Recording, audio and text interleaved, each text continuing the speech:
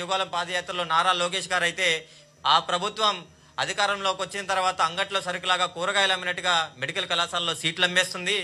మన ప్రభుత్వం మన పాలన 100 రోజుల్లోనే రాగానే మేము అధికారంలోకి రాగానే 100 రోజులని ఈ జీవో నెంబర్ 108 రద్దు చేస్తానని చెప్పినటువంటి నారా లోకేష్ విద్యాశాఖ మంత్రి ఎక్కడ నిద్రిస్తున్నాడో తెలియట్లేదు. ఆయన అయితే మాటలకే పరిమితం అవుతున్నాడు. సింగపూర్ వెళ్తున్నాను, ఇంకొక దగ్గరికి వెళ్తున్నాడు అంటున్నాడు. ఇలా విదేశాలు తిరగడం తప్పనిచ్చి విద్యాశాఖకు మంత్రిగా ఉన్నాడనే మాట కూడా మర్చిపోయినటువంటి విద్యాశాఖ మంత్రి నారా లోకేష్ గారికి ఈ రౌండ్ టేబుల్ సమావేశం సందర్భంగా వాళ్ళకి తెలియజేస్తున్నాం. అయ్యా లోకేష్ గారు, విద్యా వ్యవస్థ ఏ విధంగా రన్ అవుతుంది, ఏ విధంగా మీరు మాటలు ఇచ్చారు, మీరు ఇచ్చినటువంటి మాటలే మేము అడుగుతున్నాం. ఈ 17 మెడికల్ కళాశాల ప్రభుత్వ రంగంలో కొనసాగిస్తామని చెప్పావు. మరి మీరు ఇచ్చినటువంటి మాట ఏమైంది? ఈ 17 మెడికల్ కళాశాలలో గత ప్రభుత్వంలో ఉన్నటువంటి జగన్మోహన్ రెడ్డి గారు 50% సీట్లు అమ్మితే ఆ మాటగా నువ్వు ఆ విధంగా చెప్పినటువంటి మాటలు ఏమైపోయినాయి? ఇప్పుడు మీ పార్టీ అధికారంలోకి వచ్చిన తర్వాత 50% వాళ్ళు సీట్లు అమ్మారు. నువ్వు ఏకంగా కళాశాలను అమ్మేస్తున్నావు. అక్కడేమో ప్రభుత్వం కళాశాలను అభివృద్ధి కోసం భూ సేకరణ చేసి కళాశాలని నిర్మించిన తర్వాత ఈయన వీళ్ళ నాన్నగారు ఆస్తా, చంద్రబాబు నాయుడు గారు నాన్నగారు ఆస్తా లేకపోతే వాళ్ళ ఇంట్లో ఆస్తా అని చెప్పి ఈ సందర్భంగా అడుగుతున్నాం. 100 రూపాయలకి లీజ్ అగ్రిమెంట్కి ఇస్తున్నాడంటే ఏ విధంగా కారు చౌకగా 100 రూపాయలకి లీజ్ అగ్రిమెంట్ ఇస్తున్నారు? ఇది P3 కాదు, పబ్లిక్ పీపుల్ పార్ట్నర్షిప్ పేరుతో ఈ రోజు విద్యార్థుల్ని, సమాజంలో ఉన్నటువంటి ప్రతి ఒక్కరిని కూడా ప్రజలు ఏ విధంగా మభ్యపెట్టి మోసం చేస్తున్నారో ఈ యొక్క టీడీపీ ప్రభుత్వం మనం అందరం కూడా ఆలోచన చేయాలి. పబ్లిక్ పీపుల్ పార్ట్నర్షిప్ కాదు, ఇది C3 కమర్షియలైజేషన్, కార్పొరేషన్, కమ్యూనలైజేషన్. ఈ యొక్క ఫార్ములా సెంట్రల్ గవర్నమెంట్ బీజేపీ ప్రభుత్వం అధికారంలో ఉన్నటువంటి ఫార్ములాని ఇక్కడ మన రాష్ట్రంలో ఇంప్లిమెంటేషన్ చేస్తున్నారు.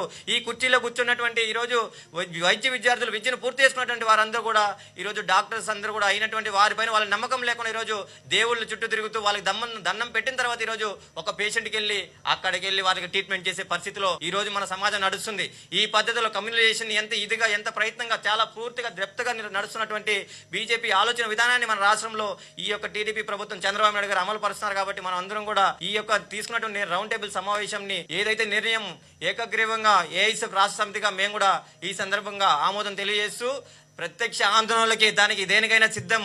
కాబట్టి ఆ విధంగా మనం అందరూ కూడా గమనించాల్సిన విషయం, ఇక్కడ కోట్లకు అమ్ముడుపోతున్నాయా లేకపోతే ప్రభుత్వ కళాశాలలో కార్పొరేట్లకు అప్పగిస్తున్నాడా? ఈ రోజు మనం అందరం కూడా అనారోగ్య పాలైతే ఒక ఆరోగ్యం కోసం మనం ట్రీట్మెంట్ కోసం హాస్పిటల్కి వెళ్తే అక్కడ మనం ట్రీట్మెంట్ చేసే డాక్టర్స్ వాళ్ళు క్వాలిఫైడ్ కావట్లేదు. ఈ రోజు కోట్లు పెట్టి చదువుకుంటున్నారు. వాళ్ళు సర్టిఫికేట్లు, కేవలం సర్టిఫికేట్ల కోసం ఈ రోజు కోట్లు పెట్టి ఖర్చు పెట్టి వాళ్ళు సర్టిఫికేట్స్ తెచ్చుకున్నారు. హాస్పిటల్ ఓపెన్ చేసి ఈ రోజు కోట్లు సంపాదిస్తారు. కానీ మనకందరూ కూడా తక్కువ ఖర్చుతో మనందరికీ కూడా ఆరోగ్యం ఆ విధంగా ఉచితంగా చేసే పరిస్థితి కనిపించట్లేదు. కాబట్టి అందరం కూడా చాలా పెద్ద ఎత్తున విద్యార్థి యువజన సంఘాలు, కలిసి వచ్చేటువంటి విద్యార్థి సంఘాలు అందరినీ కూడా ఏఐఎస్ఎఫ్, ఎస్ఎఫ్ఐ మేమందరం కూడా అన్ని విద్యార్థి సంఘాలు, యువజన సంఘాలు అందరినీ కూడా కలుపుకొని. నా పేరు డాక్టర్ సుమా.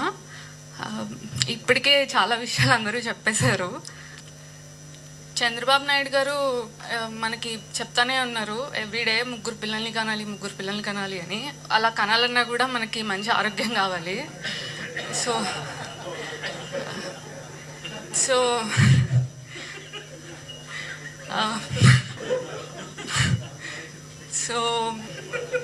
హెల్త్ అనేది ఒక సర్వీస్ రిలేటెడ్ ప్రొఫెషన్. సో దాన్ని ఆబ్వియస్గా ఎప్పటి నుంచో ప్రైవేటైజ్ చేయడానికి చాలామంది చాలా ప్రయత్నాలు చేశారు. సో ఇప్పటికే చాలా